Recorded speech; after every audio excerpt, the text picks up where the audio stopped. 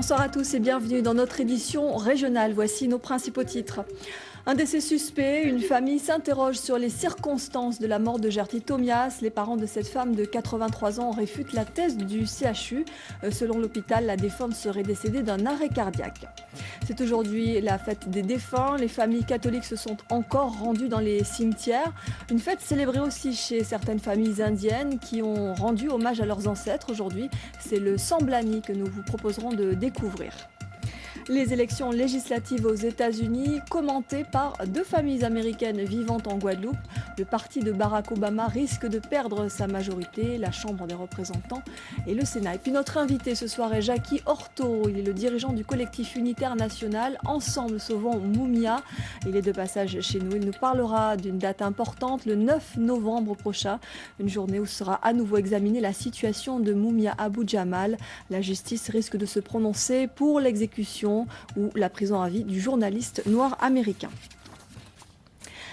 Mais qu'est-il arrivé à Gerty Thomias au lendemain de ses funérailles? Sa famille s'interroge sur les circonstances réelles de sa mort.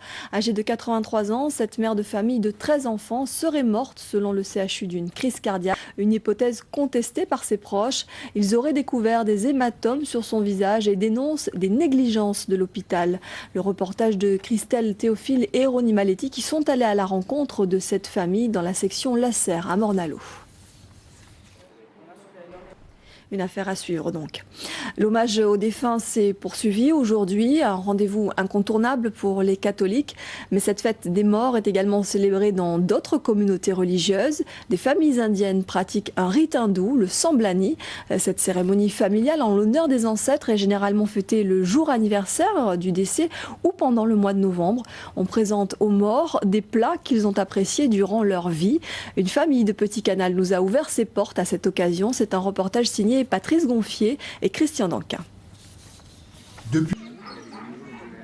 Politique à présent, la réforme du surendettement est entrée en vigueur hier. De nouvelles mesures pour accompagner les personnes surendettées et les aider à rebondir.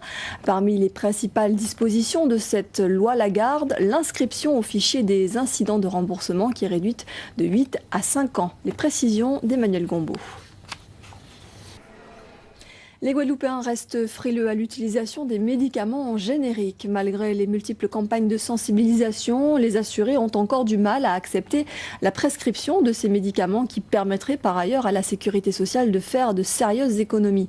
En réalité, ce qui différencie le générique du médicament de grande marque, c'est l'appellation protégée de ce dernier pendant 10 ans.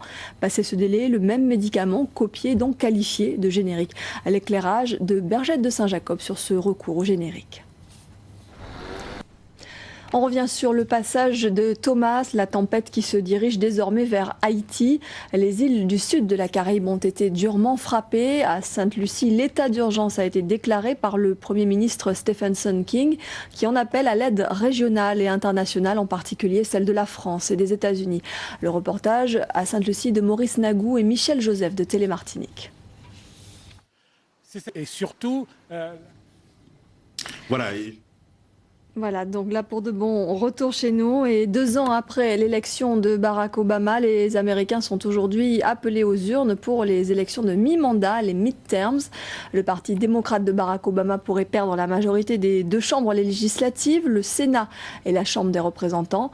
Chez nous, les Américains installés sur l'île se sentent tout aussi concernés par cette élection, même à des milliers de kilomètres. Ludivine Guiolet et Jean-Marie Mavoundi sont allés à la rencontre de 2 familles américaines au Gosier et à Goyave. Voyez leur reportage.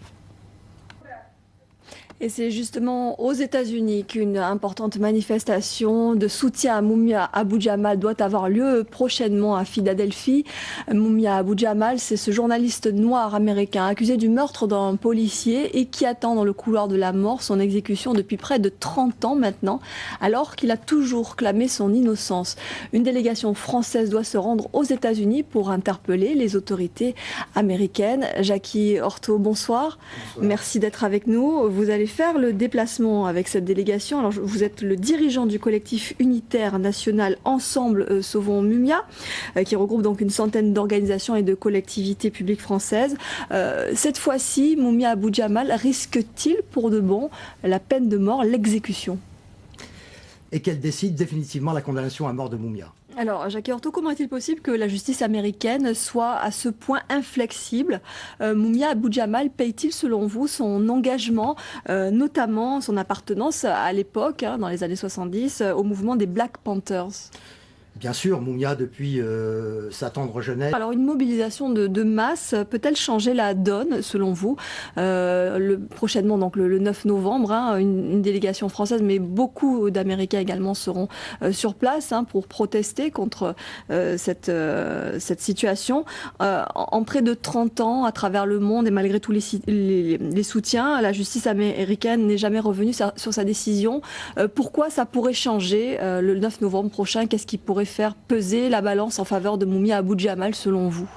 Ce qu'il faut surtout éviter le 9 novembre prochain, c'est que le qui a déjà largement contribué à soutenir Mumia Abu Jamal à 2 reprises. Je rappelle que Mumia a fait déjà l'objet d'ordonnances d'exécution en 1995 et en 1999.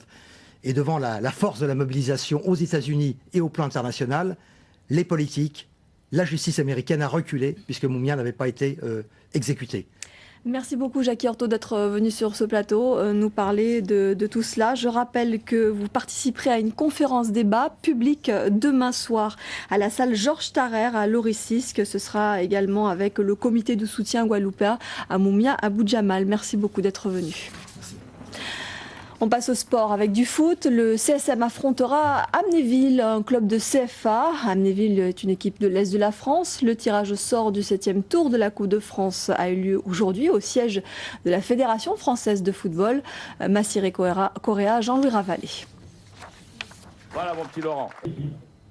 Allez, de l'athlétisme avec des nouvelles de Ronald Pognon. À bientôt 28 ans, il veut redevenir le numéro 1 français.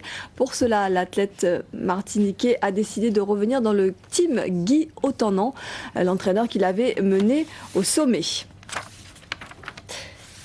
De la route du Rhum avec un abandon aujourd'hui chez Alors la route du Rhum... Alors, c'est bien ça, la route du Rhum, je vous prie de m'excuser, c'est Franck Camas donc, qui a pris la tête de la course. En 24 heures, le skipper de Groupama 3 a non seulement pris la tête du classement, mais surtout a repris 100 000 Alex Leader sur Sodebo, contournant lui l'anticyclone des Açores par le nord. Cette deuxième journée de course a également été marquée par un premier abondant. Voyez le résumé de Eric Santas et Nordine Bensmail. Au deuxième... 20 ans après leur première collaboration, Albert et Léon fêtent leur retrouvailles sur scène. Les deux humoristes entament dès demain une série de dates aux 4 coins du département. Ils présentent leur toute nouvelle création, Casa en Mans, une pièce qui aborde la question très sérieuse de l'indivision. Présentation avec Michael Bastide. Et la première représentation de cette pièce, ce sera demain à la salle Robert Loison au Moule. Voilà, c'est la fin de cette édition. Merci de nous avoir suivis. Juste après la météo, retrouvez votre page spéciale consacrée à la route du Rhum, carnet de bord présenté par Eric Schinfling. À 20h25, un film français, Angel. 22h35, votre magazine Archipel. On se retrouve demain dès 19h. Passez une très belle soirée.